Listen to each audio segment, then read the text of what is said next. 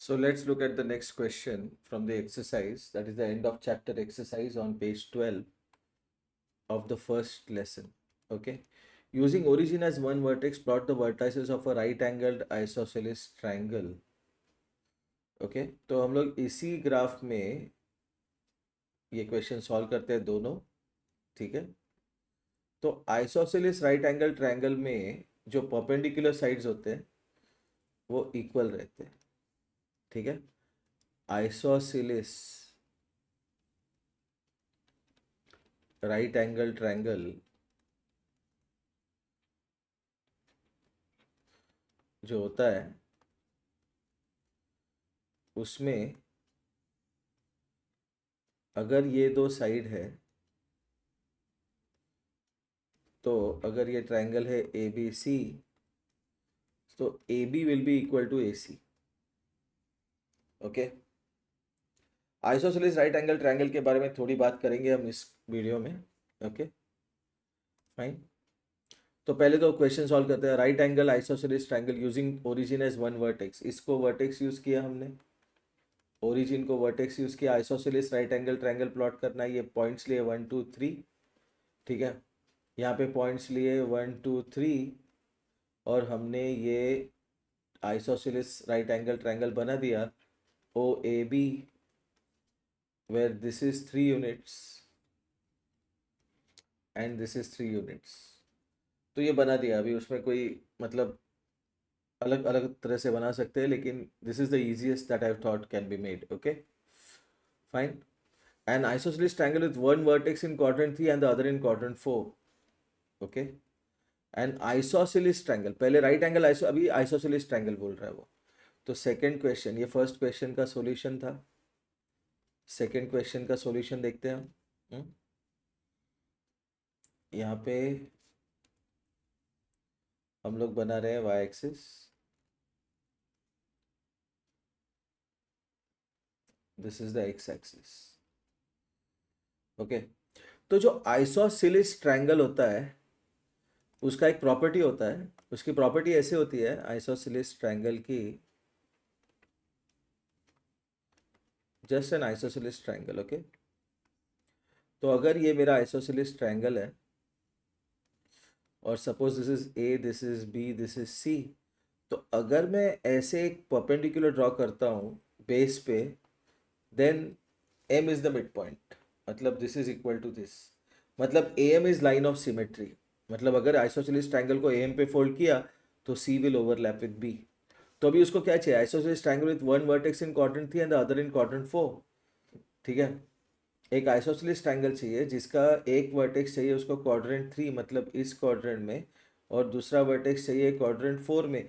तो मैं क्या करता हूँ? Using origin as one vertex. इसका एक वर्टेक्स तो ओरिजिन चाहिए ही. ठीक है. तो ये ओरिजिन है. ओके. ओरिजिन से हम लोग यहाँ पे -1 -2 -3 -4 1 2 3 4 1 2 3 4. ओके. अभी ट्रायंगल ड्रॉ कर रहा हूँ मैं. ओके. तो कौन सा ट्रायंगल ड्रॉ कर रहा हूँ? आइसोसेलेस ट्रायंगल जिसका एक वर्टेक्स ओरिजिन है. तो ये ट्रायंगल अगर मैं देखो पॉइंट समझ लो. ये मिड पॉइंट जो है मैं इसको रखता हूँ एक्स एक्सिस पे. इसके ऊपर ले जा रहा हूँ 2 और नीचे ला रहा हूँ 2. ओके. ऊपर 2 नीचे 2. ठीक है. 1 2. तो ये बना मेरा आइसोसेलेस ट्रायंगल. और इसके वर्टाइसेस होंगे. एक वर्टेक्स होगा -3, 2. एक वर्टेक्स होगा 0 0 और एक वर्टेक्स होगा -3, -2. Okay. This is M, which is the midpoint of, say the triangle is OAB. तो M is midpoint of AB. Okay. जहाँ पे ये साइड इस साइड को इक्वल है. तो that takes care of this question. लेकिन as we are discussing about isosceles triangle, okay fine. तो हमें एक चीज डिस्कस करना जरूरी है कि जो आइसोसेलेस ट्रायंगल होता है इसका एप्लीकेशन बहुत ज़्यादा है। तो सबसे पहले हम लोग आइसोसेलेस राइट एंगल ट्रायंगल के बारे में डिस्कस करते हैं, और इसका एप्लीकेशन बहुत ज़्यादा है, आइसोसेलेस राइट एंगल ट्रायंगल। जो आइसोसेलेस राइट एंगल ट्रायंगल होता है उसके परपेंडिकुलर साइड्स इक्वल होते हैं, अभी हमने देखे।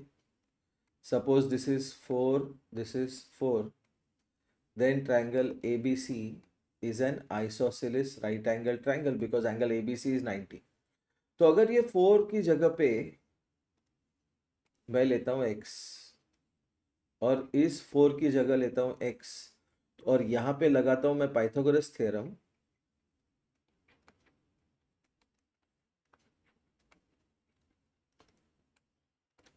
तो मुझे मिलेगा AC square is AB square plus BC square which is x square plus x square which is 2 into x square.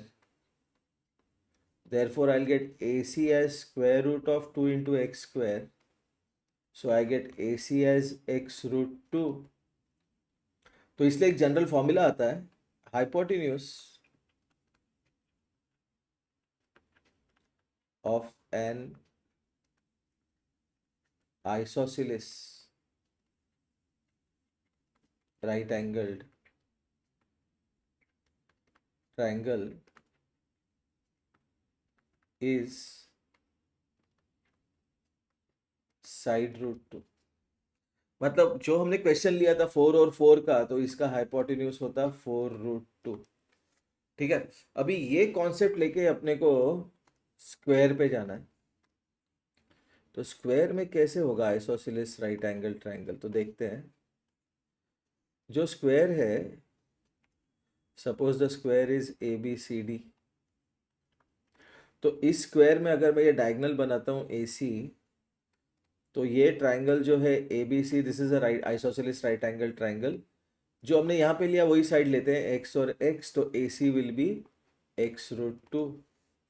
So therefore I get diagonal of a square is equal to side root 2। और इस पे एक board में question आया था, वो question हम लोग देखने वाले। क्वेश्चन था find the area of a square with diagonal 10 centimetre.